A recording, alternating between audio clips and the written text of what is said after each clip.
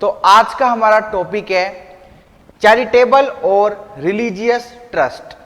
आज हम देखने जा रहे हैं एक बहुत इंपॉर्टेंट टॉपिक। हम देखने जा रहे हैं कि जो एक ट्रस्ट होता है जो चैरिटी करने के लिए बना है, या फिर एक ट्रस्ट जो रिलीजियस पर्पस से बना है।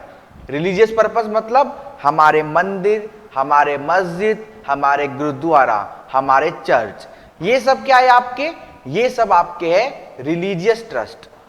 तो अगर कोई संस्था एज अ ट्रस्ट रजिस्टर्ड है और वो या तो रिलीजियस एक्टिविटी कर रही है या फिर वो चैरिटेबल एक्टिविटी कर रही है, तो इस केस में इनकम टैक्स में क्या ट्रीटमेंट होगा, आज की क्लास में हम देखने जा रहे हैं।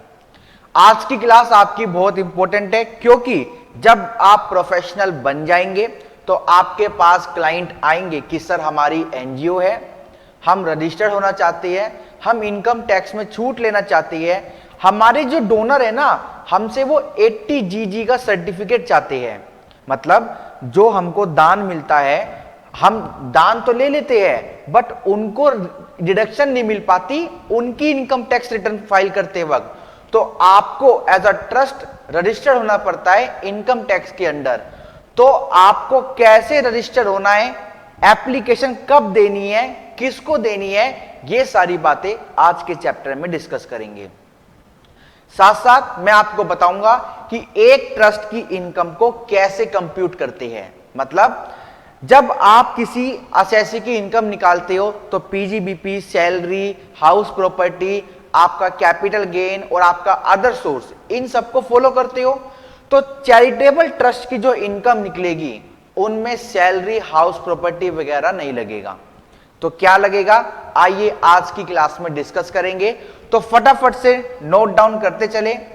इंपॉर्टेंट टॉपिक है, दोबारा बोल रहा हूं, रिलीजियस और चैरिटेबल ट्रस्ट, क्योंकि आपके प्रैक्टिकल लाइफ में भी बहुत काम आएगा और हमारे एग्जाम में भी इस पर क्वेश्चन जरूर आता है। ठीक है, इस पर क्वेश्चन जरूर आता है, चाहे वो थ्योरी में हो चाहे वो क्वेश्चन आपका प्रैक्टिकल में हो। ठीक है, चलिए। हाँ जी, तो लिखेंगे ऊपर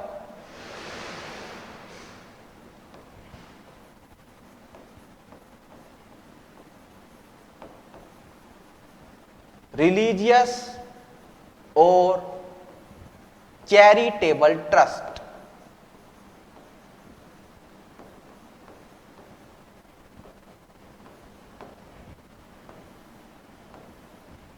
हाँ जी,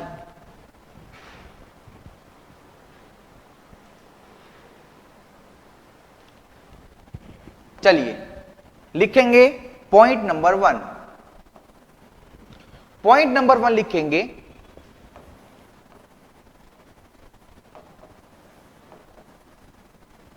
रिलीजियस ट्रस्ट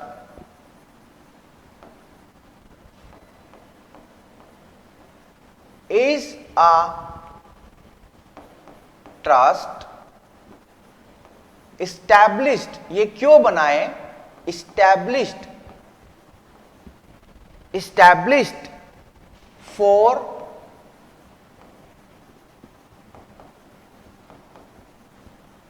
religious activity।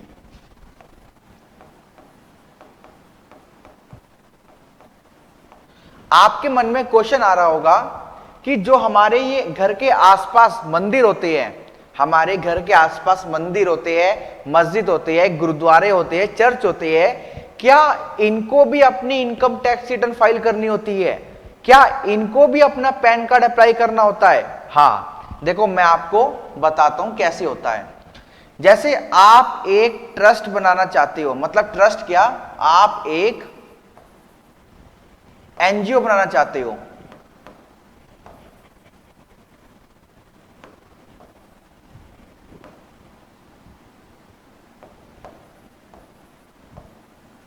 कोई बात नहीं, रब नहीं हो रहा है शायद।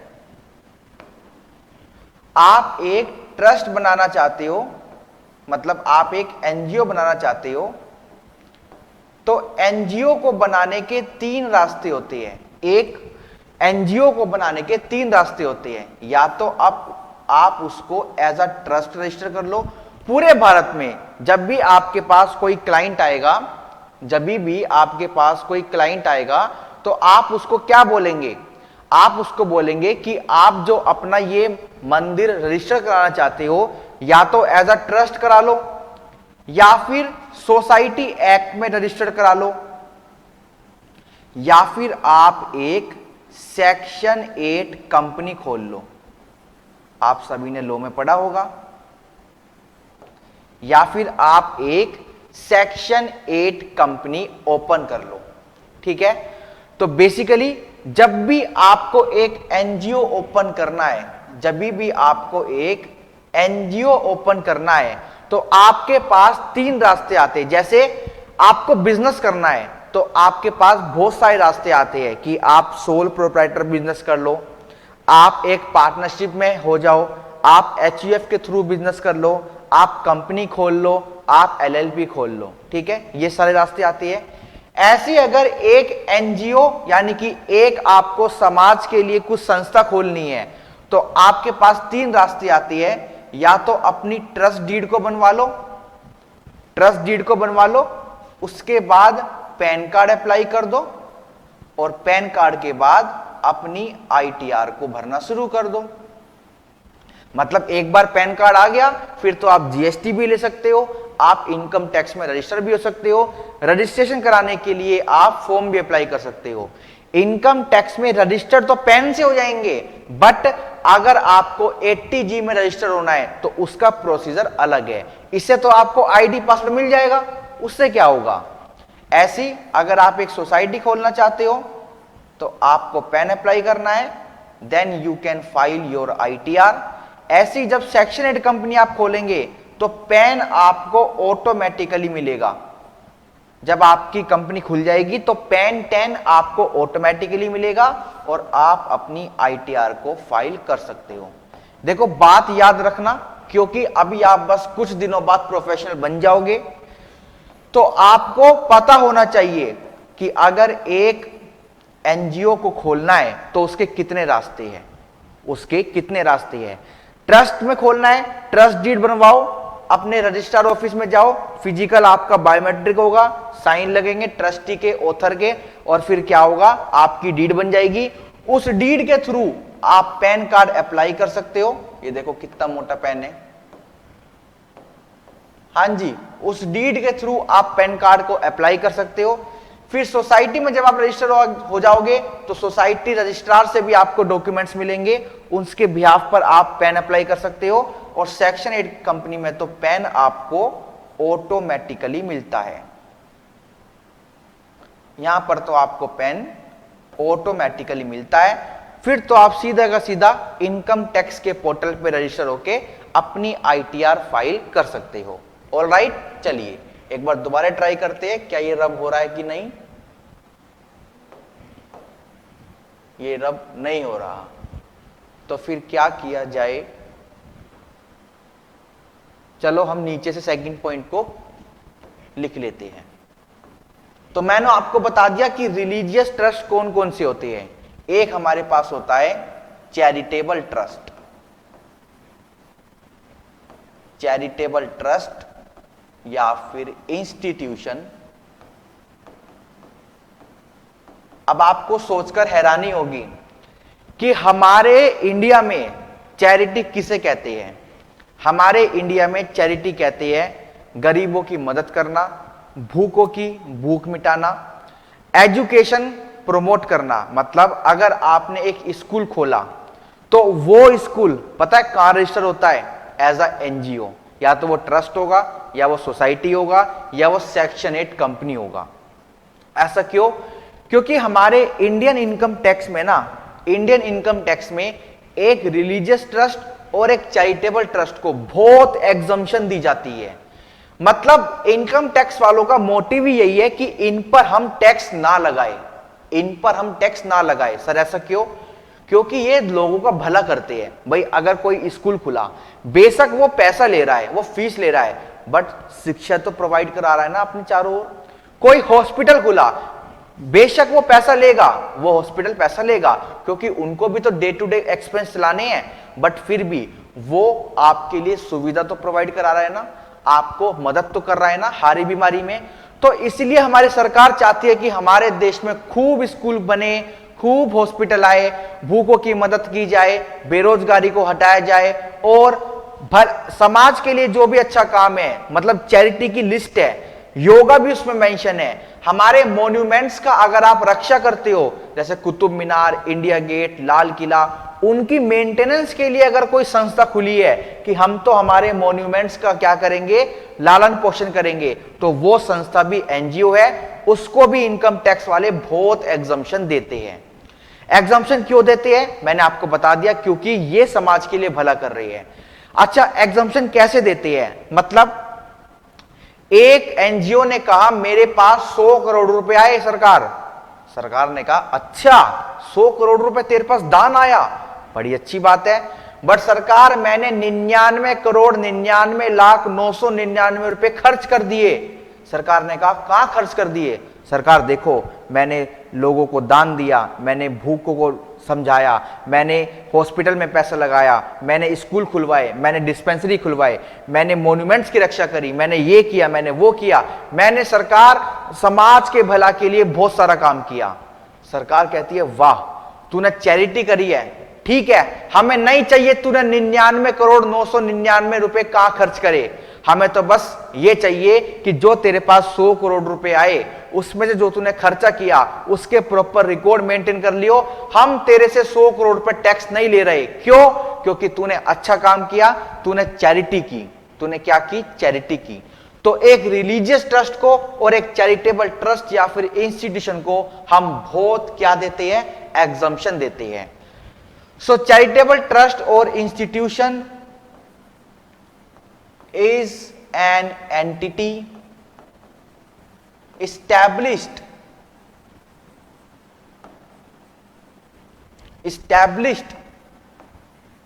for charity। ठीक है, थर्ड पॉइंट लिखेंगे,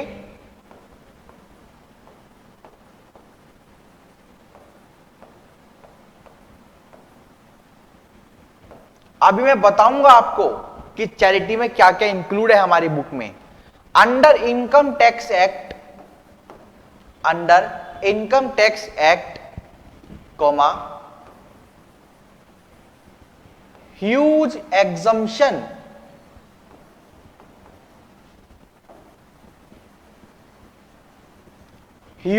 exemption allowed to a religious और चैरिटेबल एंटिटी। हमारे आयकर कानून में इनको बहुत छूट दी जाती है, इनको बहुत एग्जम्पशन दी जाती है, और जब वो एग्जम्पशन दे दी हमने, उसके बाद भी अगर कोई पैसा बचा आफ्टर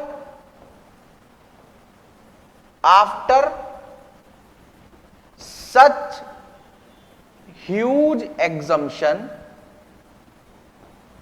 इन सारी एग्जम्पशन को देने के बाद भी अगर कोई आपकी इनकम बची, coma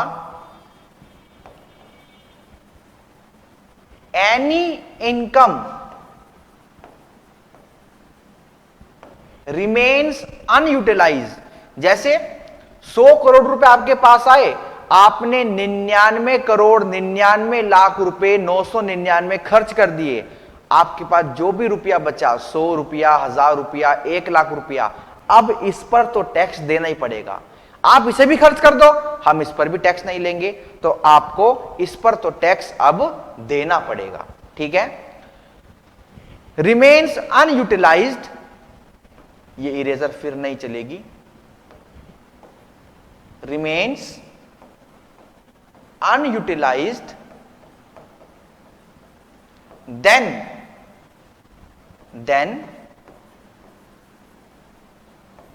income tax will be levied। बहुत सारी राहत देने के बाद अगर फिर भी कोई इनकम बच गई, बहुत सारी राहत देने के बाद अगर फिर भी कोई इनकम बच गई, तो फिर आपको टैक्स पे करना पड़ेगा। ठीक है, आपको टैक्स पे करना पड़ेगा। अच्छा, अभी मैं आपको बताऊंगा, वैसे आपको ओरली बता देता हूं। हमारे रिलीजियस और चैरिटेबल ट्रस्ट और इंस्टीट्यूशन को यह भी कहा जाता है, अगर आपके पास 100 करोड़ रुपए है और आप इस साल उसको खर्च नहीं कर पाए, तो आप 100 के 100 करोड़ माइनस कर लो और अगले साल में खर्च कर लेना। बताओ, 1 साल की ग्रेस और मिलती है, वरना आपके ऊपर टैक्स लग जाता। बट नहीं, इनको 1 साल की ग्रेस मिलती है कि अगर ये पैसा आपसे अभी खर्च नहीं हुआ तो अगले साल खर्च कर लेना। अगर अगले साल भी खर्च नहीं किया तो अगले साल के असेसमेंट ईयर पे टैक्स देना पड़ेगा। सिमिलरली, कोई चैरिटेबल ट्रस्ट, कोई इंस्टीट्यूशन, कोई रिलीजियस ट्रस्ट ये कहती है सरकार 100 करोड़ रुपए भी आए नहीं है, 100 करोड़ रुपए भी आए नहीं है, वो व्यापारी, वो लालाजी, वो बनिया, वो अग्रवाल, वो जैन अभी सिर्फ वादा करके गया है कि हां मैं आपको 100 करोड़ रुपए दान करूंगा, अभी आए नहीं है, अभी क्यों टैक्स लगा रहे हो हमारे ऊपर। तो सरकार कहती है ठीक है, इनको कैरी फॉरवर्ड कर ले। किस साल में? जिस साल में ये 100 करोड़ रुपए मिलेंगे, और उस साल में खर्च कर लियो। अगर खर्च नहीं किए तो मैं तेरे को 1 साल और दूंगी। मतलब हमने पैसा ट्रांसफर किया in the year of receipt, अगर उस साल में भी खर्च नहीं हुआ तो 1 साल की ग्रेस तो वैसे ही मिलती है ना। अभी मैंने आपको थोड़ी देर पहले बताया था कि अगर आपका पैसा 100 करोड़ खर्च नहीं हुआ तो आप उसको अगले साल कैरी फॉरवर्ड कर सकते हो। तो सरकार कह रही है कि वो पैसा तू कैरी फॉरवर्ड कर ले in the year of receipt और 1 साल का और ग्रेस ले ले। ठीक है, फिर एक और रास्ता आता है, कोई डोनर हमारे पास आया और हमको 5 करोड़ रुपए दे गया, और 5 करोड़ रुपए जब दे रहा था, 5 करोड़ रुपए जब दे रहा था तो बोला अभी नहीं दूंगा। हमने कहा भाई, पंडित जी ने कहा भाई क्यों नहीं दे रहे 5 करोड़ रुपए? वो कह रहे हैं कि ये 5 करोड़ रुपए जो मैं आपको दे रहा हूं ना, इससे आप एक फ्लैट खरीदेंगे, एक धर्मशाला बनाएंगे, आप बिल्डिंग बनाएंगे, आप नया मंदिर बनाएंगे। मतलब डोनर ने पैसा देते वक्त क्या बोल दिया कि आप कोई स्पेसिफिक काम करेंगे इन पैसों से। ठीक है, तो फिर क्या होगा? अगर उस स्पेसिफिक काम को करने में टाइम लगेगा, 1 साल, 2 साल, 3 साल, 4 साल, मैक्सिमम 5 साल तक आपके पास समय है। जो भी, जिसको भी आपने पैसा दिया है डोनी को, उसके पास 5 साल का समय है। वो पैसा 5 साल तक कैरी फॉरवर्ड कर सकता है, 5 साल तक टैक्स लगने से बचा सकता है। उसके बाद 1 साल की ग्रेस और दी जाएगी, मतलब 6 साल तक वो पैसा आप उसको बचा सकते हो। बट अब 6ठा साल खत्म हो जाएगा तो फिर पैसे पे टैक्स लग जाएगा। वरना आप, अगर आपने पैसा इन्वेस्ट कर दिया उसी स्पेसिफिक पर्पस में जब डोनर ने आपको पैसा देते वक्त बताया था, तो फिर आपके ऊपर टैक्स नहीं लगेगा, वरना लग जाएगा। ठीक है, तो आपको मैंने बहुत सारी बातें बता दी है। अब एक कॉन्सेप्ट मैं आपको और बताता हूं, एनोनिमस डोनेशन। एनोनिमस डोनेशन मैं लिख देता हूं, मैं यहां पर लिख देता हूं।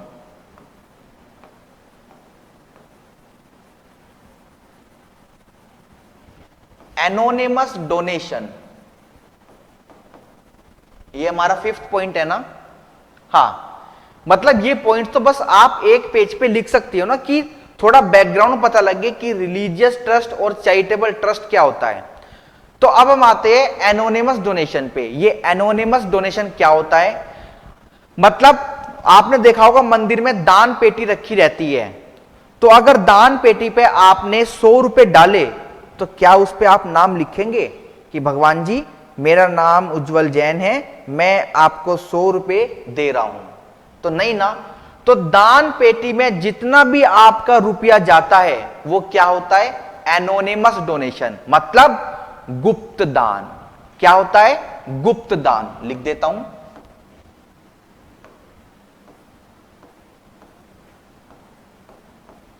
गुप्त दान।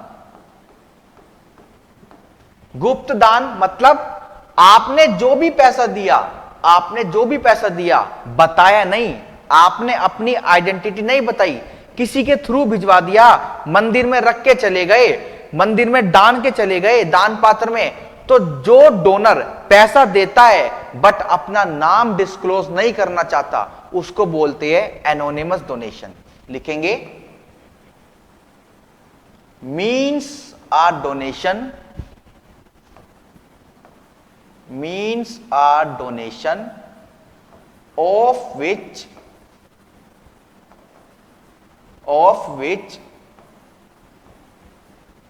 donor details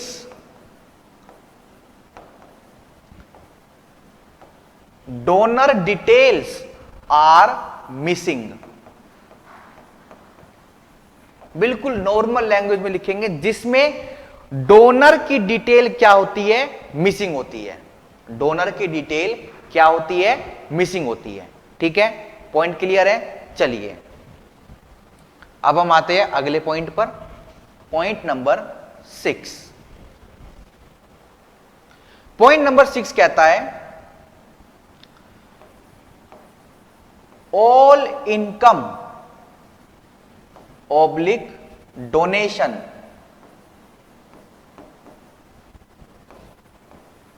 of a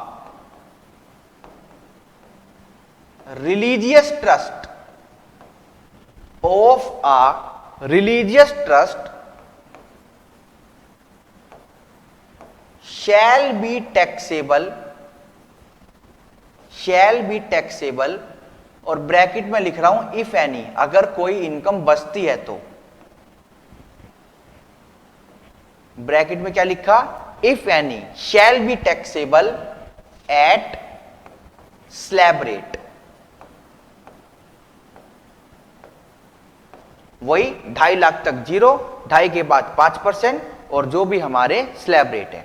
ठीक है, सारी की सारी इनकम, सारी की सारी डोनेशन एक रिलीजियस ट्रस्ट की टैक्सेबल होगी अगर कोई बची, मतलब खर्चे माइनस करने के बाद देखेंगे, खर्चे माइनस करने के बाद देखेंगे कि जो भी अमाउंट बच रहा है अगर वो कुछ बचा तो वो स्लैब रेट से टैक्सेबल होगा। ठीक है, चलिए अगले पॉइंट पर चलते हैं, point number 7।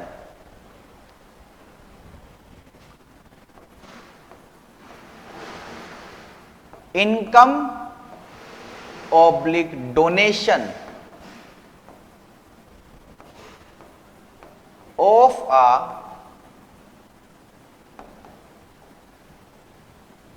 a charitable trust or institution, charitable trust or institution shall be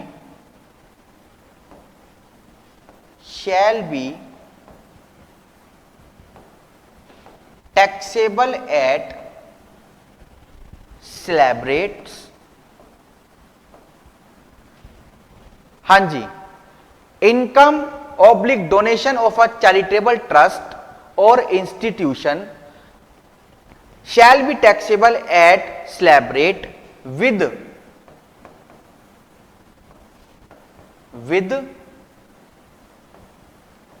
exempted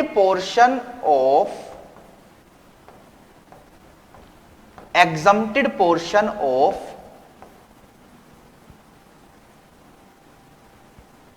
anonymous donation।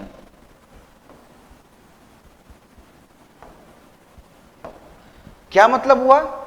मतलब ये हुआ कि अगर आप एक, देखो ध्यान से सुनना ये वाला पॉइंट, अगर आप एक रिलीजियस ट्रस्ट हो, अगर आप एक रिलीजियस ट्रस्ट हो तो आपकी सारी की सारी इनकम स्लैब रेट से टैक्सेबल होगी।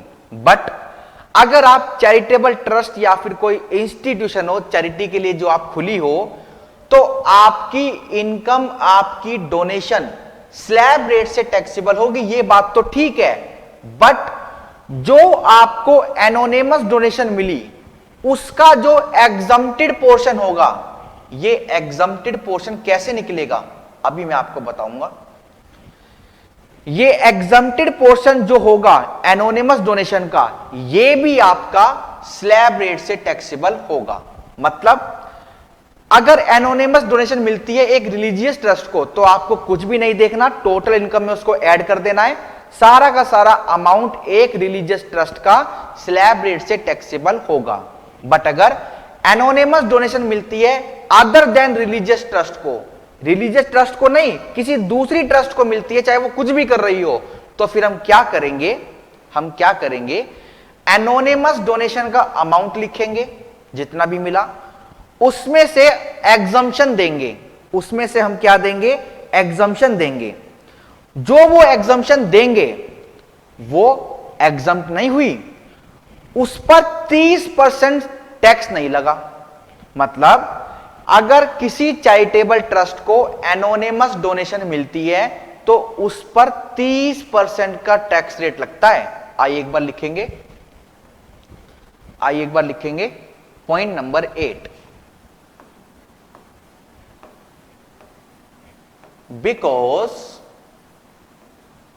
because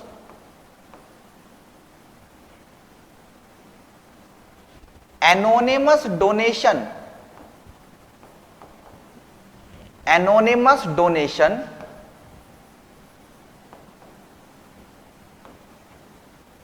received by a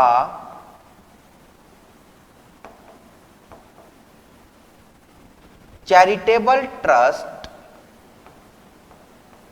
or institution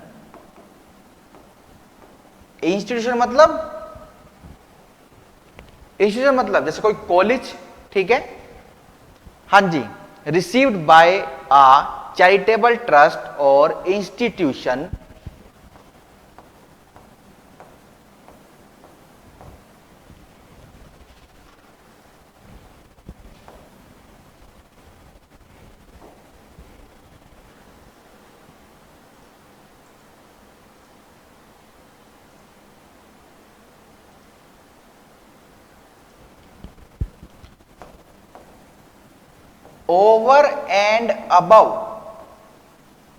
over and above the exempted portion, comma, shall be taxable at 30%। एक चैरिटेबल ट्रस्ट, एक चैरिटेबल इंस्टीट्यूशन एनोनिमस डोनेशन नहीं ले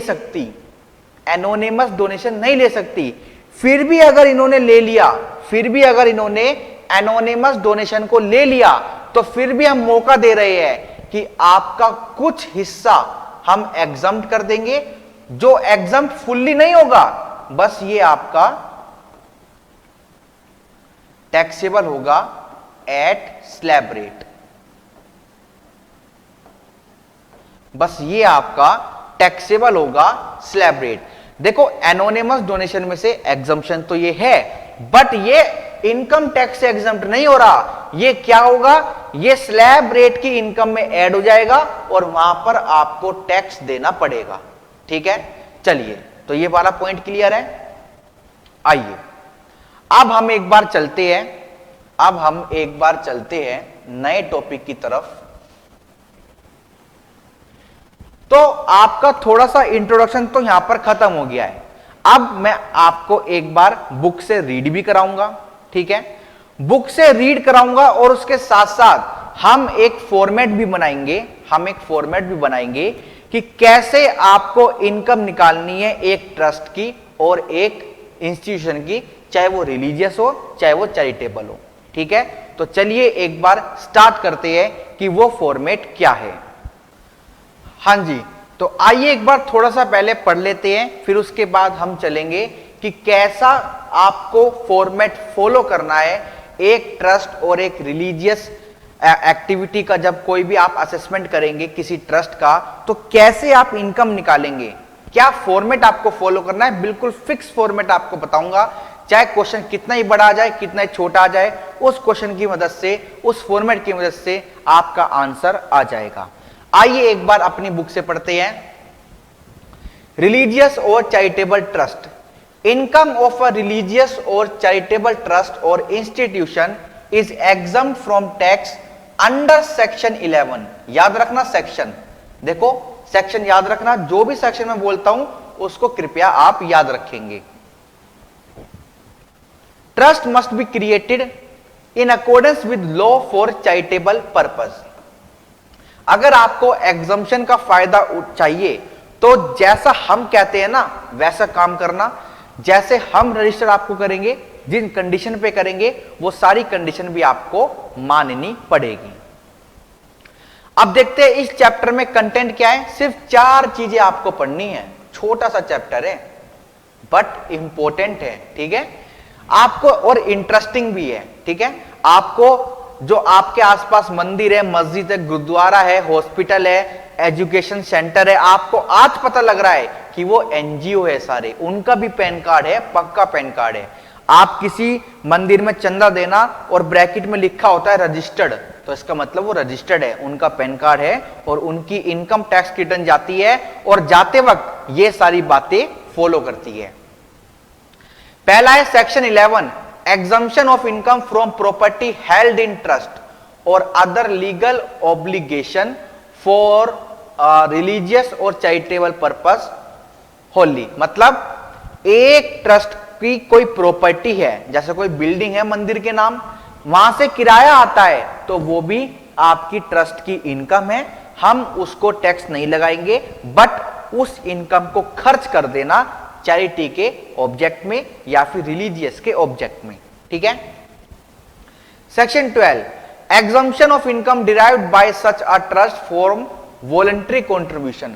अब आपको जो भी वॉलंटरी कंट्रीब्यूशन मिला है, आपको डोनर अपने आप दान देगा अपने मन से, तो एक ट्रस्ट की, एक रिलीजियस ट्रस्ट की, एक चैरिटेबल ट्रस्ट की इनकम क्या होती है? दान ही तो होती है, ठीक है। वॉलंटरी कंट्रीब्यूशन तो वो भी आपका एग्जम्प्ट होता है, बट उसको खर्च कर देना, उसको यूज कर देना। सेक्शन 12A क्या कहता है कि क्या कंडीशन है जो आपको पूरी करनी है अगर आपको अपनी ट्रस्ट को रजिस्टर्ड कराना है इनकम टैक्स में। आप ट्रस्ट एक्ट में करा चुके, आप कंपनीज एक्ट में करा चुके, आप सोसाइटी एक्ट में करा चुके, हमारे यहां भी तो कराओ अगर आपको एग्जम्पशन चाहिए, ठीक है। तो वो क्या कंडीशन है? Conditions relating to registration of trust. Section 13, आपको जो भी हमने एग्जम्पशन दी थी 11 में रेंट से, 12 में वॉलंटरी कंट्रीब्यूशन से। 11 में क्या था? जो भी आपके पास प्रॉपर्टी है उससे जो भी इनकम हो रही है वो एग्जम्प्ट है, बट खर्च कर देना। तो इन दोनों एग्जम्पशन को हम विड्रॉल कर लेंगे। क्यों? आपने कुछ किया होगा, आपने खर्च किसी अदर ऑब्जेक्ट में कर दिया होगा, आपने इनकम टैक्स वालों का रूल तोड़ा होगा, कुछ ना कुछ तो पक्का किया होगा, ठीक है।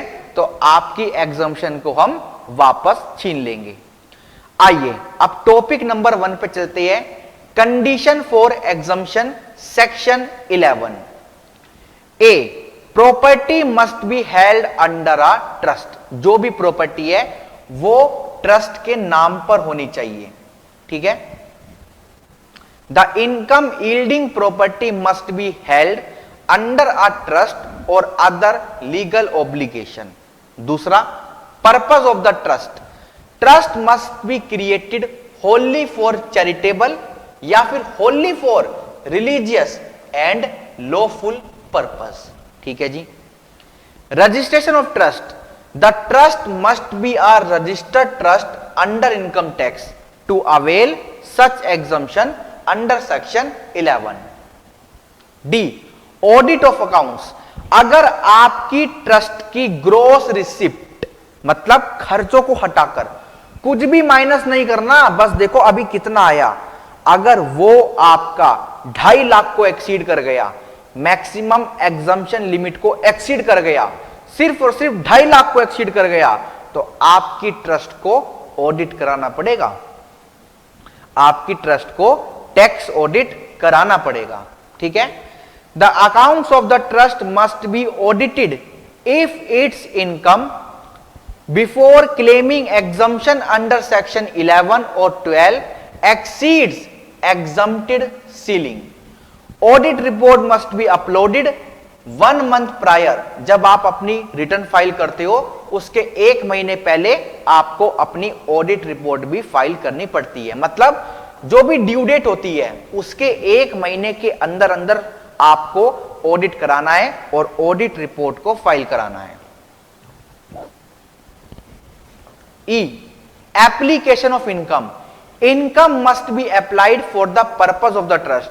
ये नहीं कि प्रॉपर्टी से इनकम हुई और आपने रख ली, उसको अगर आपने रिलीजियस एक्टिविटी में खर्च किया, आपने भंडारा करवाया, आप बस ले गए तिरुपति बालाजी, आप बस ले गए वैष्णो देवी, आप शिखर जी चले गए, आप तिरुपति चले गए, आप केरल चले गए, किसी भी मंदिर में चले गए, अगर आप एक चैरिटेबल ट्रस्ट हो तो आपने आंखों का कैंप लगवाया, आपने बच्चों की पढ़ाई में पैसा दिया, आपने क्लिनिक खुलवाए, आपने डिस्पेंसरी खुलवाए, जो भी इनकम है उसको खर्च कर देना, हम आपसे कोई भी टैक्स नहीं लेंगे।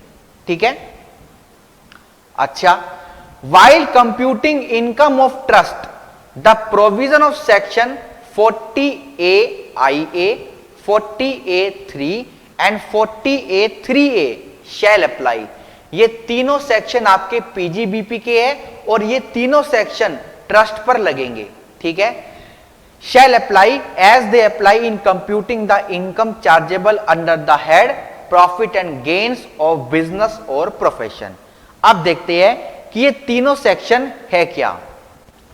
disallowance of expenditure as per section 40A subsection I of the Income Tax Act, any sum other than salary paid outside India or to a non-resident which is chargeable to tax in India in the hands of recipient shall not be allowed to be deducted if it is paid without deduction of TDS। अगर आप कोई भार payment कर रहे हो और आपने उस पर TDS नहीं काटा तो फिर आप उसको एप्लीकेशन ऑफ इनकम में नहीं ले सकते। ठीक है। एप्लीकेशन ऑफ इनकम मतलब आप माइनस नहीं कर सकते कि हमने ये पैसा अप्लाइड कर दिया, खर्च कर दिया। 40A(3) disallowance of expenses made in cash and exceptions। section 40A(3) came into existence in order to disincentive cash transaction। it is an important section। मतलब अगर आपने कोई खर्चा कैश में किया है design to reduce tax evasion and increase accountability, तो वो भी आपको अलाउ नहीं है। ठीक है। ये सेक्शन 2 बार रिपीट हो गया शायद, 40A(3), 40A(3A), दोनों ही एक ही बात कहते हैं। यहां पर आपकी 10,000 की लिमिट लगा दी है, अगर 10,000 तक कोई खर्चा है तो आप कैश में पे कर सकते हो, वरना नहीं कर सकते। ये तीनों सेक्शन वही है जो पीजीबीपी में लगते हैं।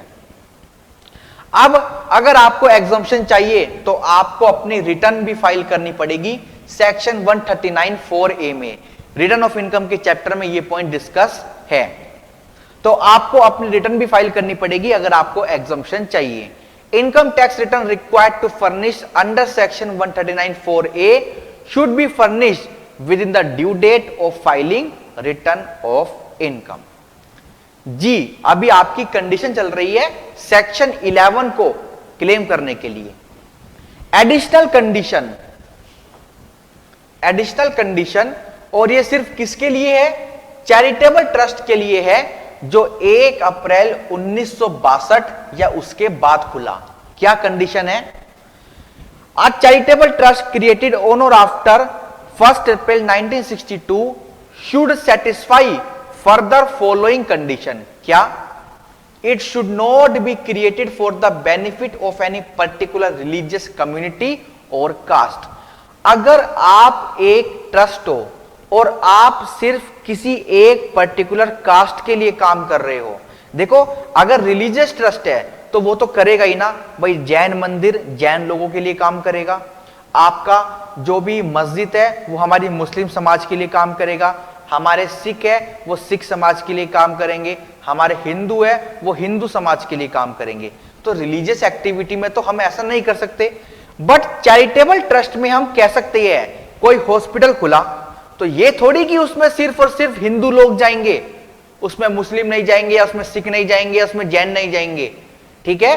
तो अगर कोई चैरिटेबल ट्रस्ट है तो वो ऐसा नहीं होना चाहिए कि वो किसी पर्टिकुलर रिलीजियस कम्युनिटी और कास्ट को प्रमोट करे। दूसरी, no part of its income should be applied directly और indirectly for the benefit of settler और अदर स्पेसिफाइड पर्सन। मतलब मैंने एक ट्रस्ट खोली, ठीक है, मैंने एक हॉस्पिटल खोला, तो जरूर ये थोड़ी कि मेरा इलाज फ्री में होगा वहां या मेरी पूरी फैमिली का इलाज फ्री में होगा वहां, ऐसा नहीं होगा। अगर आपका भी कुछ इलाज हुआ है ना वहां पे, मतलब अगर हम प्रैक्टिकल लाइफ में बात करें तो ऐसा रोकना मुश्किल है। बट बुक क्या कहती है, इनकम टैक्स का कानून क्या कहता है कि अगर सेटलर भी कोई फायदा उठा रहा है, सेटलर भी अगर कोई सर्विस ले रहा है चैरिटेबल ट्रस्ट से, तो सेटलर को पैसा पे करना चाहिए, सेटलर को पैसा पे करना चाहिए, ठीक है। चलिए, C, its property should be wholly for charitable purpose. Charitable trust की जो भी प्रॉपर्टी है वो संपूर्ण रूप से चैरिटेबल पर्पस में यूज होनी चाहिए, ठीक है जी। चलिए आगे चलते हैं। Trust must be created wholly for charitable या फिर रिलीजियस एंड लॉफुल पर्पस। अब हम देख रहे हैं कि चैरिटेबल ट्रस्ट का मतलब क्या होता है। वैसे तो मैंने आपको बता दिया कि जो ट्रस्ट चैरिटी करने के लिए बना है, जो ट्रस्ट चैरिटी करने के लिए बना है वो आपका चैरिटेबल ट्रस्ट है। फिर भी आइए पढ़ लेते हैं। First point, charitable purpose include relief of the poor, education, yoga, medical relief, preservation of environment including watersheds, forest and wildlife, and preservation of monuments or place or object of artistic or historic interest and the advancement of any other purpose। आप कोई भी ऐसा काम करो जो समाज के लिए फायदेमंद हो। Advancement of any other object of general public utility. Exception, the advancement of any other object of general public utility shell not be a charitable purpose if it involves the carrying on off. अगर आप कोई trade कर रहे हो, अगर आप कोई व्यापार कर रहे हो, तो फिर वो आपका जनरल पब्लिक यूटिलिटी नहीं है, वो आपका चैरिटी नहीं है। या फिर इनसे मिलती जुलती कोई एक्टिविटी कर रहे हो, any activity of rendering any service in relation to any trade, commerce और बिजनेस फॉर अ सेस और फी, बदले में पैसा ले रहे हो, और एनी अदर कंसिडरेशन, तो ये दोनों काम आपके चैरिटेबल काम नहीं है, ठीक है। But if the aggregate received from such activity or activities during the previous year does not exceed 20% of the total receipt। मतलब यह है, अगर आप कोई भी ऐसा काम कर रहे हो जो थोड़ा सा कमर्शियल है बट समाज के लिए भला हो रहा है, मतलब आप समाज से कुछ पैसा चार्ज कर रहे हो, बट फिर भी जो भी पैसा आपने उस अदर ऑब्जेक्ट से चार्ज करा वो अगर 20% तक है ट्रस्ट की टोटल रिसिप्ट से, अगर ट्रस्ट की टोटल रिसिप्ट 1 करोड़ है, तो अगर ये 20 लाख तक आपने पैसा इकट्ठा कर लिया तो कोई बात नहीं, हम आपको एग्जम्पशन देंगे, हम आपके ऊपर टैक्स नहीं लगाएंगे, बट ये पैसा भी आपको खर्च करना पड़ेगा, ठीक है। चलिए,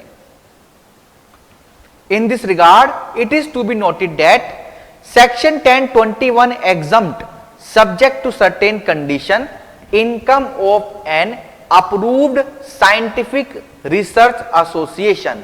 जो ये approved scientific research association होती है, इनको Section 1021 में भी exemption मिलती है, ठीक है, which is applied fully for the purpose of such association। देखो, पैसा खर्च तो करना ही पड़ेगा अगर आपको छूट चाहिए।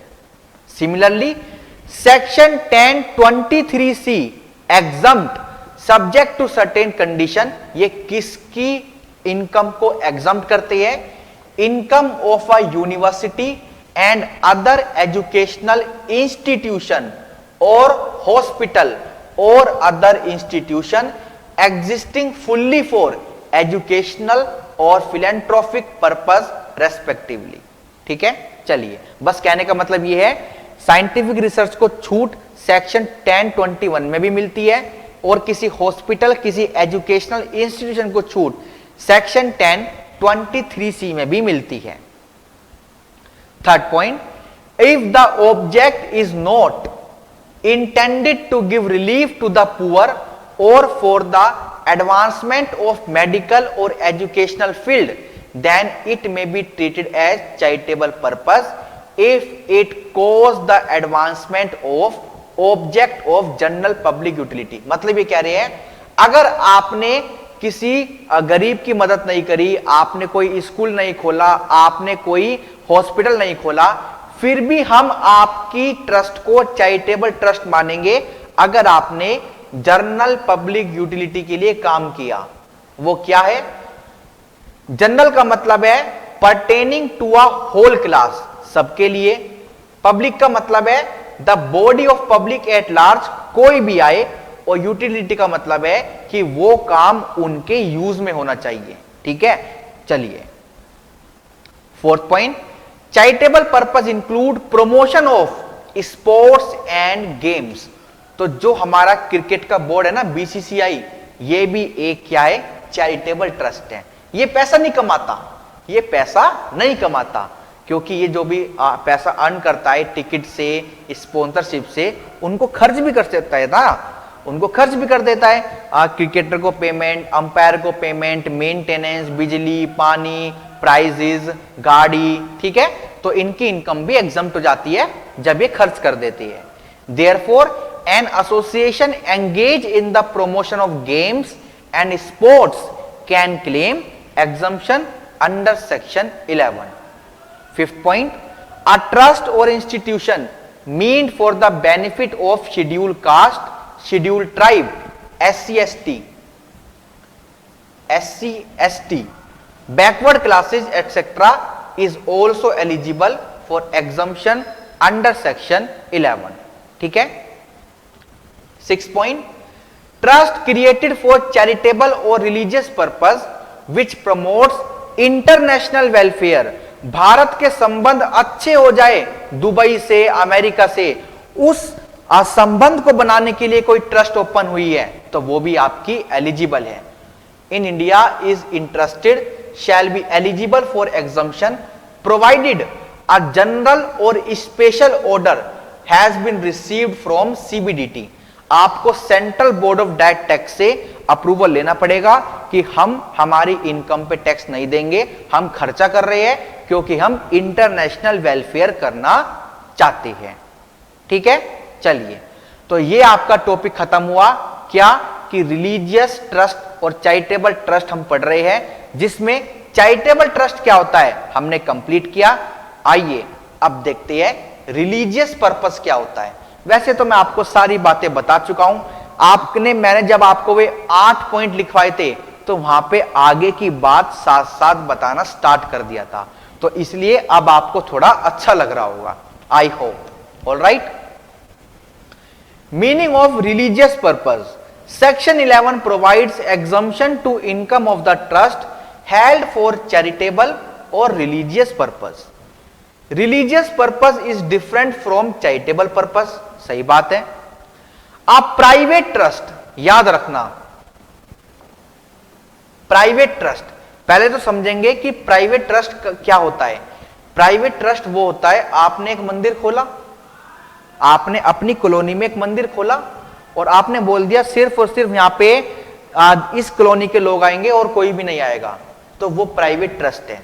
अगर आपने वो रजिस्टर करवा रखा है, उसमें जो भी पैसा आता है आप खर्च कर दो, खर्च करने के बाद क्या होगा, आपका जो भी पैसा बचेगा उस पर 30% का टैक्स लगेगा और साथ ही साथ आपको एग्जम्पशन भी नहीं मिलेगी। जो भी पैसा आपके पास आएगा कंट्रीब्यूशन का, वो सीधा का सीधा 30% से टैक्सेबल हो जाएगा। A private trust held for religious purpose is not eligible for exemption under section 11. However, a public trust held for religious purpose can claim exemption under section 11.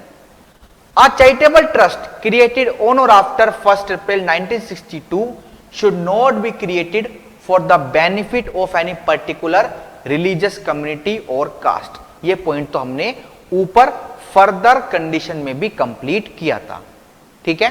चलिए अब हम कह रहे हैं एक ट्रस्ट रिलीजियस हो सकती है, एक ट्रस्ट चैरिटेबल हो सकती है, एक ट्रस्ट कोई अदर लॉफुल पर्पस के लिए भी खुल सकती है। तो ये लॉफुल पर्पस क्या होता है? A trust shall not be treated as lawful if the purpose, बस ये चारों काम मत करना और चाहे आप कुछ भी कर लेना आप लॉफुल बन जाओगे। ऐसा काम मत करना जो कानून मना करता है, ऐसा काम मत करना जो धोखेधड़ी का है, और ऐसा काम मत करना जो इमोरल है या फिर समाज को कष्ट पहुंचाएगा या फिर किसी को चोट पहुंचाएगा, ठीक है। ये चारों काम मत करना, बाकी आपके सारे काम क्या है? लीगल है, आप उनको कर सकते हो, लॉफुल है, ठीक है। अब क्वेश्चन आता है, एक ट्रस्ट लॉफुल काम भी कर रही है, एक ट्रस्ट लॉफुल काम भी कर रही है और एक ट्रस्ट अनलॉफुल काम भी कर रही है, तो इस केस में क्या होगा? हां जी, एक ट्रस्ट लॉफुल काम भी कर रही है और एक ट्रस्ट अनलॉफुल काम भी कर रही है, तो इस केस में क्या होगा? इस केस में पूरी की पूरी ट्रस्ट को हम अनलॉफुल मान लेंगे और उनको एग्जम्पशन नहीं देंगे। आइए पढ़ते हैं। Where a trust has two object, one of which is unlawful, then it shall be treated as illegal trust, जब तक आप वो काम अलग नहीं कर देते, unless and until it can be separately carried on with legal object, whole trust become unlawful। अपनी अपनी एक्टिविटी को अलग कर लो, ट्रस्ट में वही एक्टिविटी लाओ जो लॉफुल है, तो आपका ट्रस्ट वापस से लॉफुल बन जाएगा, ठीक है। चलिए अब एक बार देखते हैं कि सेक्शन 11 में एग्जम्पशन हमको कैसे कैसे मिलती है। ये बहुत इंपॉर्टेंट है। वैसे मैं आपको बताना चाहता हूं, ट्रस्ट कोई भी खर्चा करे, बिल्डिंग खरीदे, हवाई जहाज खरीदे, बच्चों को पढ़ाए, किसी को लोन दे दे, एसेट खरीद ले, रेवेन्यू खर्चाओ, कैपिटल खर्चाओ, कुछ भी खर्चाओ, सब अलाउड है। बस वो खर्चा आपके ऑब्जेक्ट पर होना चाहिए। अगर आपने हवाई जहाज खरीदा है तो वो आपकी ट्रस्ट में क्या काम कर रहा है? सर, जो बाहर श्रद्धालु रहते हैं ना, हम उनको वैष्णो देवी की यात्रा के लिए बुलाते हैं, हमारा प्लेन जाता है स्पेशल उनको लेने, तो ठीक है, अच्छी बात है, बहुत अच्छी बात है। आइए देखते हैं exemption section 11। As per section 11 subsection 1 clause A, income derived from property held under trust wholly for charitable or religious purpose shall be exempted from tax up to which such income is applied। जितना पैसा खर्च करोगे उसकी छूट मिल जाएगी to such purpose in India, बाकी की छूट नहीं मिलेगी। Important point, any amount credited और पेड टू एनी फंड और ट्रस्ट और इंस्टीट्यूशन और any university or any other educational institution or any hospital or any medical institution or any other registered trust। कहने का मतलब है, एक ट्रस्ट अगर किसी दूसरी रजिस्टर्ड ट्रस्ट को, एक ट्रस्ट जो कि रजिस्टर्ड खुद है, मैं लिख देता हूं,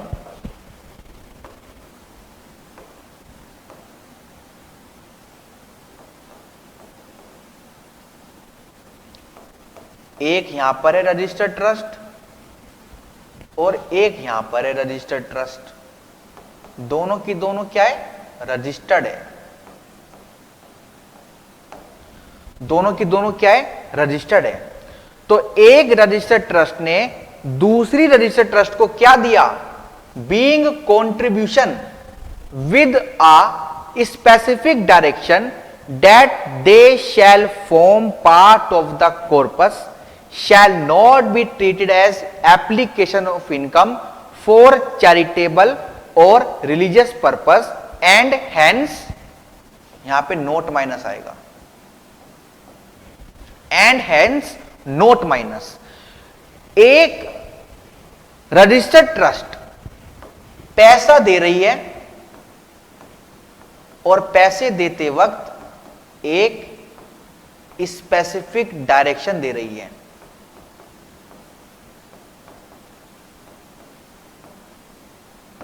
तो अब आप मेरे को एक बात बताओ, एक रजिस्टर्ड ट्रस्ट ने दूसरी रजिस्टर्ड ट्रस्ट को पैसा दिया और बोला कि आप ये काम करोगे, तो बताओ जिसको पैसा मिला क्या उसके लिए ये अमाउंट इनकम है, मतलब टैक्सेबल इनकम है? टैक्सेबल इनकम लिखता हूं, क्या ये टैक्सेबल इनकम है? आंसर इज नो, क्योंकि वो रजिस्टर्ड ट्रस्ट है, वो क्या करेगी, इस पैसे को माइनस कर लेगी, इस पैसे को अपनी इनकम में से माइनस कर लेगी, क्योंकि वो बोलेगी ना ये मेरी इनकम थोड़ी है, ये तो मेरे को डोनर ने बोला कि इससे ना ये काम करना है आपको, तो ये मेरी इनकम थोड़ी है, ये तो एक दिन खर्च हो जाएगी। तो जब दूसरी रजिस्टर्ड ट्रस्ट ने इस पर टैक्स नहीं दिया तो फिर हम इसको कैसे छोड़ सकते हैं, इससे तो हम वसूली करेंगे ना, तो इसको हम बोलेंगे कि बेटा तू माइनस मत करियो, नोट माइनस सच सम। ये जो पैसा तूने दिया है ना, ये तू अपनी इनकम में से माइनस मत करियो, क्योंकि तूने किसी दूसरी ट्रस्ट को जो पैसा दिया है उसके साथ साथ स्पेसिफिक डायरेक्शन को ऐड कर दिया। अब वो तो टैक्स नहीं देगी, तू भी टैक्स नहीं देगा, तो टैक्स कौन देगा? ये तो गड़बड़ हो जाएगी। तो इसलिए जो पैसा दे रहा है स्पेसिफिक डायरेक्शन के लिए, दोनों तरफ क्या है, दोनों तरफ रजिस्टर्ड ट्रस्ट है,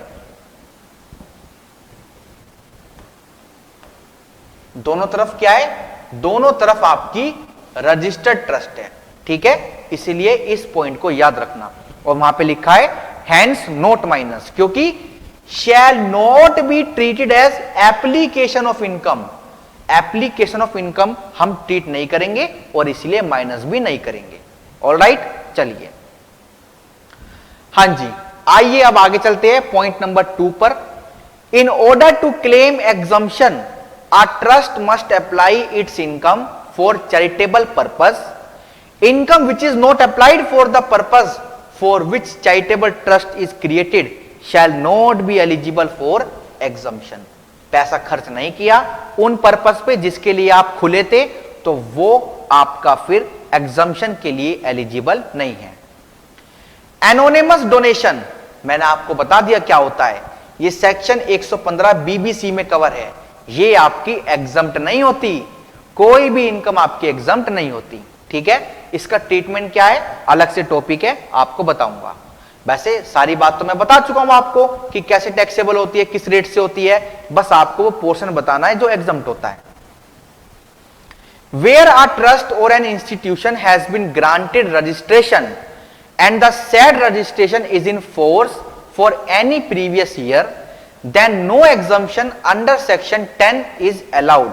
बट इन तीनों सेक्शन में तो छूट मिलेगी ना, क्योंकि एक साइंटिफिक रिसर्च इंस्टीट्यूट, एक एजुकेशनल इंस्टीट्यूट, एक हॉस्पिटल, इन तीनों में रजिस्टर्ड होता है। कहने का मतलब है जैसे सेक्शन 10 में बहुत सारी एग्जम्पशन लिखी गई है, तो हम किसी भी चैरिटेबल ट्रस्ट, किसी भी रिलीजियस ट्रस्ट को नहीं देंगे, क्योंकि हम उनको सेक्शन 11 और 12 में छूट देते हैं। ठीक है, तो सेक्शन 10 इन पर नहीं लगेगा, बट ये तीनों सेक्शन की छूट मिलेगी। These 3 allowed is available to such trust और इंस्टीट्यूशन। सेक्शन 10(1) आपका क्या है, एग्रीकल्चर इनकम। तो अगर किसी ट्रस्ट की एग्रीकल्चर इनकम होती है तो वो एग्जम्प्ट नहीं है। अगर आप एग्रीकल्चर इनकम से मिलने वाले पैसे को खर्च कर देते हो तो ये एग्जम्प्ट है, वरना टैक्स देना पड़ेगा।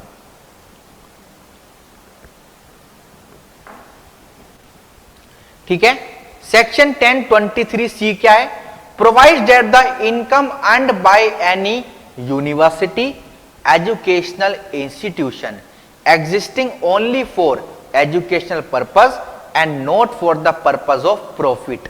अब एक यूनिवर्सिटी प्रॉफिट कमाती है या नहीं कमाती है, ये आपको भी पता है, ये मुझे भी पता है, ठीक है। shall be exempt from tax if the aggregate annual receipt of such university or educational institution does not exceed 5 crore. ये पॉइंट भी इंपॉर्टेंट है। अगर 5 करोड़ को एक्सीड कर गई तो फिर सेक्शन 1023C अलाउ नहीं होगा। सेक्शन 1046 क्या है? Tax exemption to national skill development corporation. Alright, चलिए अब 5th पॉइंट कहता है आपका रजिस्ट्रेशन इनऑपरेटिव हो जाएगा।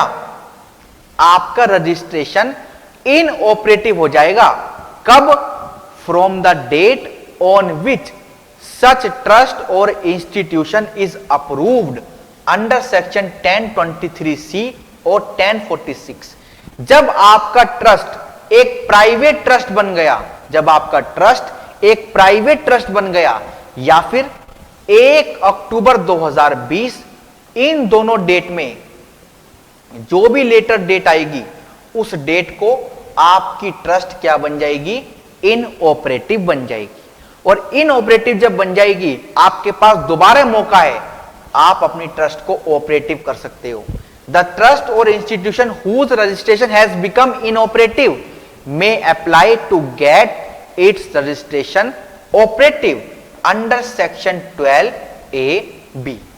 ठीक है, पॉइंट क्लियर है। चलिए, तो यहां पर आके हमारा टॉपिक होता है खत्म। कौन सा? Exemption section 11। आपको क्या क्या करना है अगर एग्जम्पशन चाहिए सेक्शन 11 में। ठीक है, चलिए अब मैं आपको लेकर चलता हूं एनोनिमस डोनेशन पर।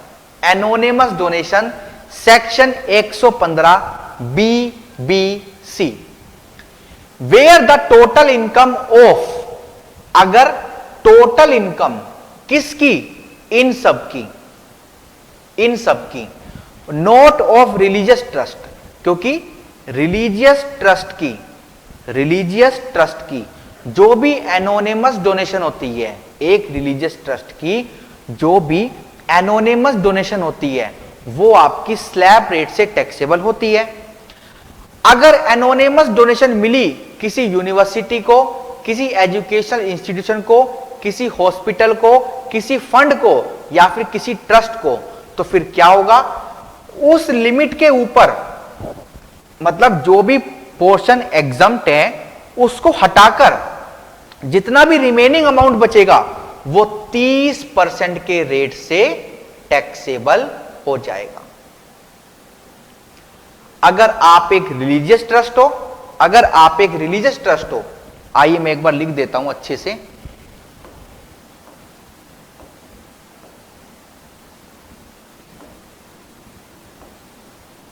Anonymous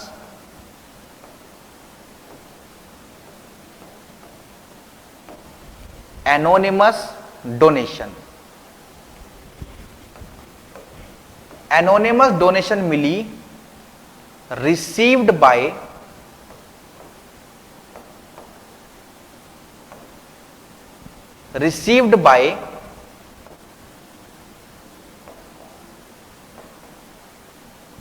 religious trust.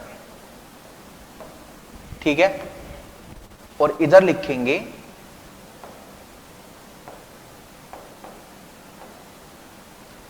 received by other than religious trust।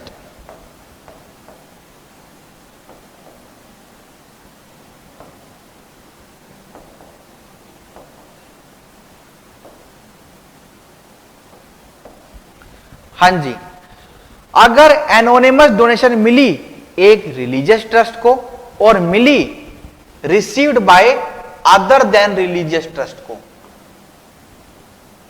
Other than religious trust को, तो क्या होगा? इधर लिखेंगे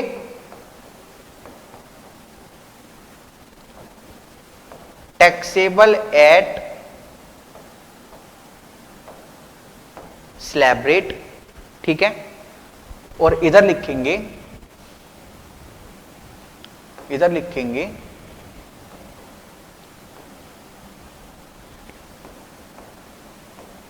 up to a limit, up to a limit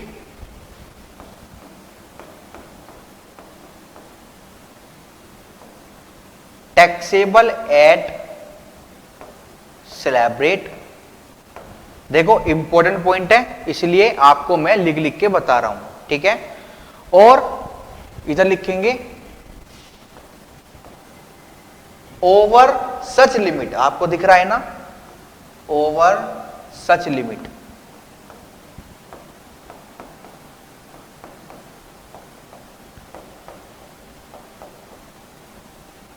taxable eight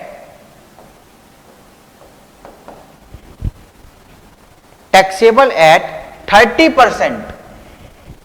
उसके बाद आपके ऊपर क्या क्या चीज और लगेगी, आपके ऊपर लगेगा सरचार्ज, आपके ऊपर लगेगा हेल्थ एंड एजुकेशन सेस, और आपके ऊपर लगेगा एक और सेस, ये आपका है सेकेंडरी सेस जो आपके नाम से आया है SHEC, ठीक है, 1% का रेट है, ये भी आपके ऊपर लगेगा, ठीक है। पूरा फ्लो चार्ट आपको समझ आया होगा। एनोनिमस डोनेशन एक रिलीजियस ट्रस्ट को मिली तो पूरी की पूरी all taxable at slab rate, और अगर अदर देन रिलीजियस ट्रस्ट को मिली तो ये आपके सामने ट्रीटमेंट है, इसको लिख लीजिए।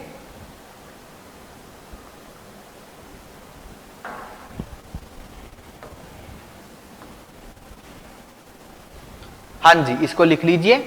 और सर ये तो बताओ,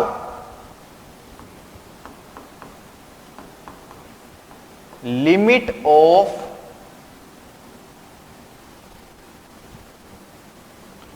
anonymous donation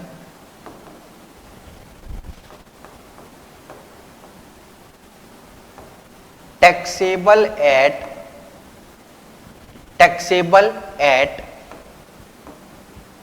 slab rate for other than religious trust, क्योंकि इनके लिए तो पूरी की पूरी स्लैब रेट से टैक्सेबल है, ठीक है। चलिए एक बार रीड करेंगे फिर मैं आपको बताऊंगा। Anonymous donation means any voluntary contribution where a person receiving such contribution does not maintain a record of the identity indicating the name and address of the person making such contribution and other prescribed particulars। आपको पता नहीं कि वो पैसा कहां से आया, तो वो क्या है, anonymous donation. Specified limit taxable at slab rate, चलिए तो वो लिमिट क्या है, anonymous donation received being higher of the following 5% of total donation, लिखेंगे 5% ऑफ टोटल डोनेशन, जितना भी डोनेशन इनकम नहीं, जितना भी डोनेशन से आपको पैसा आया, अगर किसी बिल्डिंग से किराया आया तो वो डोनेशन नहीं है, आपको 5% लेना है टोटल डोनेशन का। दोबारा बोल रहा हूं, टोटल डोनेशन का, चाहे वो स्पेसिफिक पर्पस से आई हो, चाहे वो वॉलंटरी आई हो, चाहे वो एनोनिमस आई हो। हां जी, ऑफ टोटल डोनेशन, ठीक है। और सेकंड आपका क्या है, सेकंड आपका है 1 लाख रुपए, 1 लाख रुपए। इन दोनों में जो भी हायर है वो आपका टैक्सेबल होगा एट स्लैब रेट, ठीक है। जो भी आपका हायर सम होगा वो टैक्सेबल होगा स्लैब रेट से। और यहां पर लिखेंगे नोट, नोट मतलब total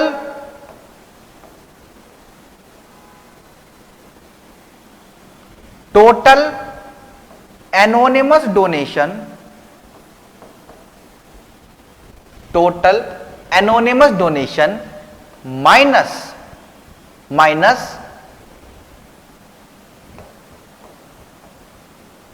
anonymous donation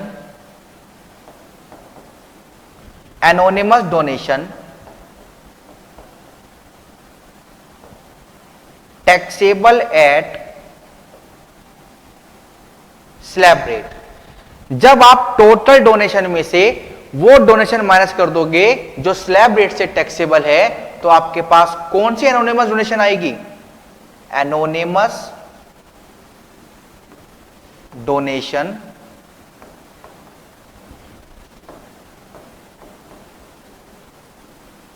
taxable at 30%। ठीक है, पॉइंट क्लियर है? चलिए, तो एनोनिमस डोनेशन क्या होता है ये भी हमने आपको बता दिया। अब ये आपको फॉलो नहीं करना, मतलब आपको ये कंपैरिजन नहीं करना, आपको कोई भी डिवीजन नहीं करना एनोनिमस डोनेशन का। कहां पर? Exception where entire anonymous donation the provision shall not apply to any anonymous donation received by एक ऐसी ट्रस्ट या इंस्टीट्यूशन जो रिलीजियस है, एनी ट्रस्ट और institution created wholly for religious purpose, या फिर आपको कोई ऐसा पैसा मिला जिसके साथ स्पेसिफिक डायरेक्शन जुड़ी हुई है, तो वो तो है ही नहीं एनोनिमस डोनेशन, वो तो है ही नहीं एनोनिमस डोनेशन। एनी ट्रस्ट और institution created wholly for charitable and religious purpose, donation made with a specific direction that such donation is for any university or any other education institution or hospital or other medical institution run by such trust or institution। तो जो भी पैसा आपको मिला specific direction के साथ, तो वो तो है ही नहीं आपकी एनोनिमस डोनेशन, तो उस पर वो प्रोविजन भी नहीं लगेगा। ठीक है, चलिए। हां जी, अब क्या होगा? 15% फ्री एक्यूमुलेशन ऑफ इनकम। हम क्या करेंगे?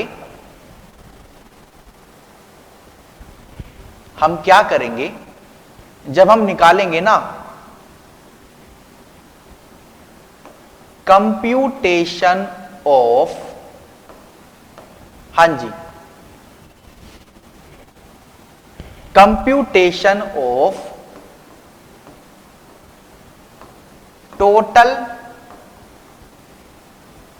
टैक्सेबल इनकम ऑफ ट्रस्ट और इंस्टीट्यूशन। ठीक है, साथ साथ मेरे फॉर्मेट बनाएंगे। तो हम टोटल टैक्सेबल इनकम निकाल रहे हैं एक ट्रस्ट की या फिर एक इंस्टीट्यूशन की। यहां पे लिखेंगे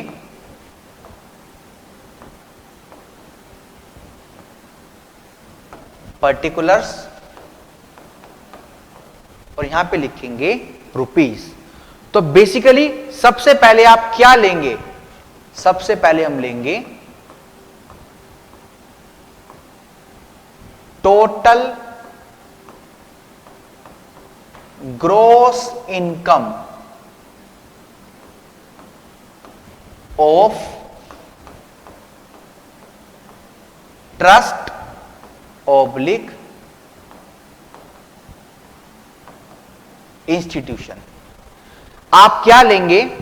आप लेंगे, इसको नीचे लिख लेते हैं, चलो, ऑफ ट्रस्ट और इंस्टीट्यूशन।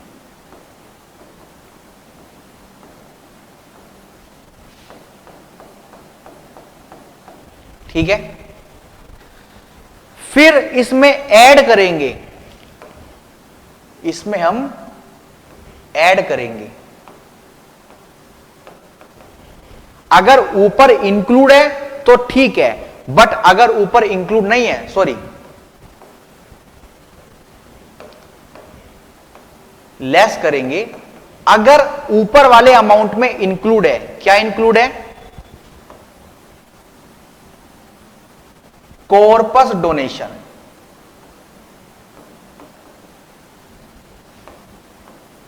इसको हम बोलेंगे donation made with, donation made with specific direction. अभी हमने बहुत बात करी इस बारे में, हां जी, अभी हमने इस बारे में बहुत बात करी कि अगर आपको कोई डोनेशन मिलती है किसी स्पेसिफिक डायरेक्शन के लिए, ठीक है, तो हम उसको क्या करेंगे, आपकी इनकम नहीं मानेंगे। इफ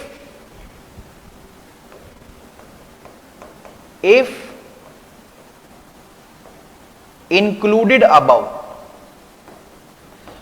क्वेश्चन में अगर आपको ग्रोस इनकम दे दी और ब्रैकेट में लिख दिया कि इसमें कॉर्पस डोनेशन नहीं है, तो फिर आप दोबारा माइनस थोड़ी करोगे, ठीक है, तो आप कॉर्पस डोनेशन को यहां पर माइनस कर दोगे। अब कॉर्पस डोनेशन को माइनस करने के बाद ये ट्रस्ट की इनकम आएगी आफ्टर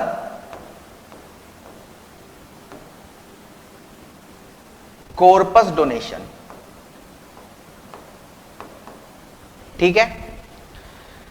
तो खर्चे माइनस करने से पहले, खर्चे माइनस करने से पहले इनकम टैक्स वाले आपको, खर्चे माइनस करने से पहले इनकम टैक्स वाले आपको एक स्टैंडर्ड डिडक्शन अपने मन से देना चाहते हैं, एक स्टैंडर्ड डिडक्शन अपने मन से देना चाहते हैं आपको, ठीक है। 15%, जिसका क्या नाम है, 15% फ्री एक्यूमुलेशन ऑफ इनकम। ये 15% की आपको क्या मिलेगी, 15% की आपको डिडक्शन मिलेगी, और इसको बोलते हैं 15% एडहॉक डिडक्शन।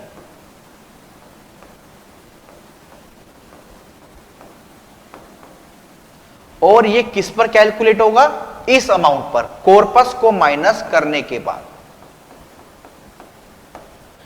अब आप इस 15% को, अब आप इस 15% को खर्च करो या मत खर्च करो, कोई दिक्कत नहीं है, आपसे कोई भी टैक्स नहीं लेगा, ठीक है। फिर आप क्या करेंगे, लेस एप्लीकेशन ऑफ इनकम। जो भी पैसा आपने अप्लाइड कर दिया अकॉर्डिंग टू प्रोविजन, शर्तों का पालन करने के बाद, वो आप माइनस करेंगे, ठीक है। पॉइंट क्लियर है। एप्लीकेशन ऑफ इनकम एक बड़ा शब्द है, इसमें कैपिटल खर्चे भी आते हैं, इसमें रेवेन्यू खर्चे भी आते हैं, इसमें बहुत सारे खर्चे आते हैं। फिर आप लेस करेंगे इनकम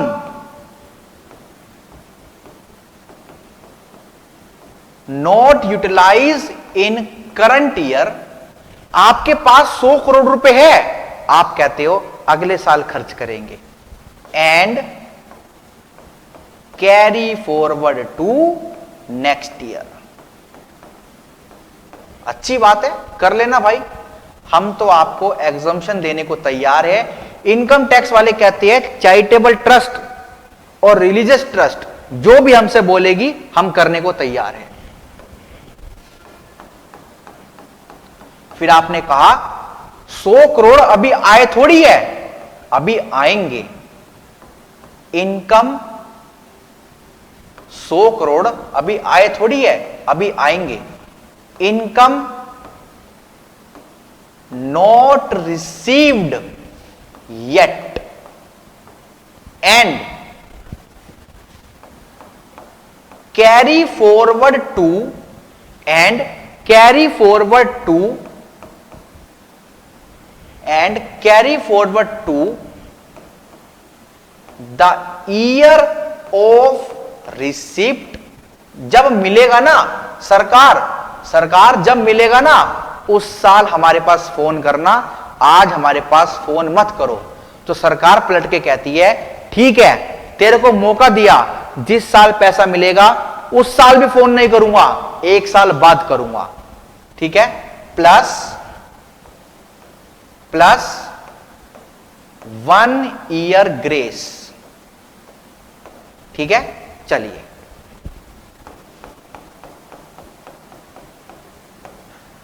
ठीक है, चलिए अब हम चलते हैं आगे। अब इसमें से एक और आइटम लेस करेंगे।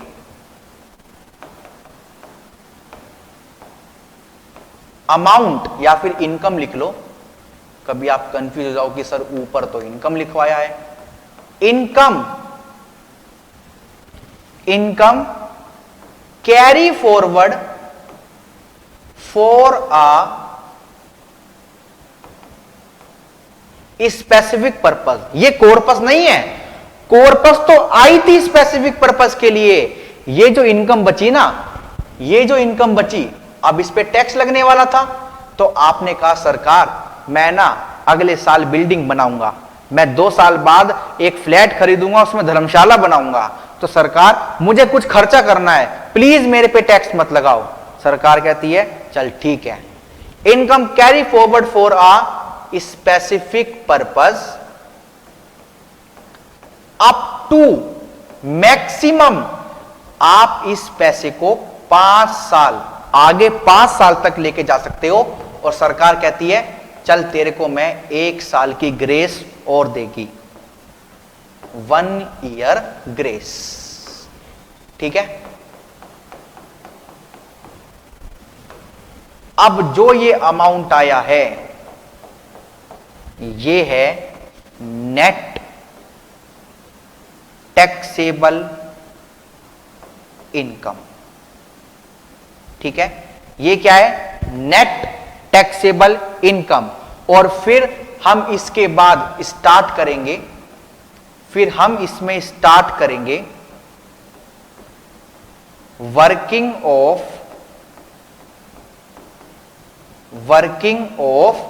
Anonymous donation. वो भी मैं आपको बता चुका हूं कि कैसे निकलती है एनोनिमस डोनेशन। एनोनिमस डोनेशन की वर्किंग अलग होगी, एनोनिमस डोनेशन की वर्किंग आपकी अलग होगी।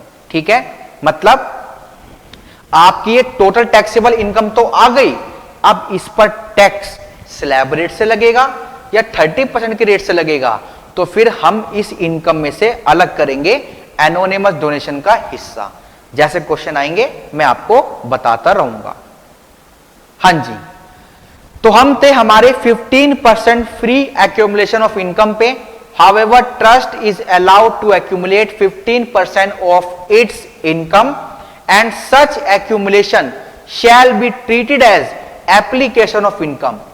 For such 15% accumulation of income, trust need not to apply anyone. कुछ भी नहीं करना आपको, 15% सीधा minus. Such accumulation of income is freely allowed. ठीक है, आगे चलते हैं। Notes regarding computation of income oblique income of trust और इंस्टीट्यूशन। ठीक है, अब ये आपका अगला टॉपिक है। वैसे तो मैंने आपको सारी चीजें बता दी है, बट मैं चाहता हूं कि इस टॉपिक को क्यों ना हम अपनी अगली क्लास में डिस्कस करें। ठीक है, तो हम आज की क्लास को यहीं पर रोकते हैं। तो आई होप आपको ये टॉपिक पसंद आ रहा होगा, आपको ये टॉपिक अच्छा लग रहा होगा। हम चैरिटेबल ट्रस्ट पढ़ रहे हैं, रिलीजियस ट्रस्ट पढ़ रहे हैं, इनकी टैक्सेशन में क्या ट्रीटमेंट है हम वो देख रहे हैं। ये रजिस्टर्ड होके आ गई, अगर इनको हमारे यहां एग्जम्पशन चाहिए तो हमारी बात माननी पड़ेगी, और हम भी इनको खूब रिलीफ देंगे, बस जो पैसा कमा रहे हैं ये खर्च कर दे। ठीक है, तो चलिए आज की क्लास में यहीं रुकते हैं, मिलेंगे अगले लेक्चर में। Thank you so much, bye bye.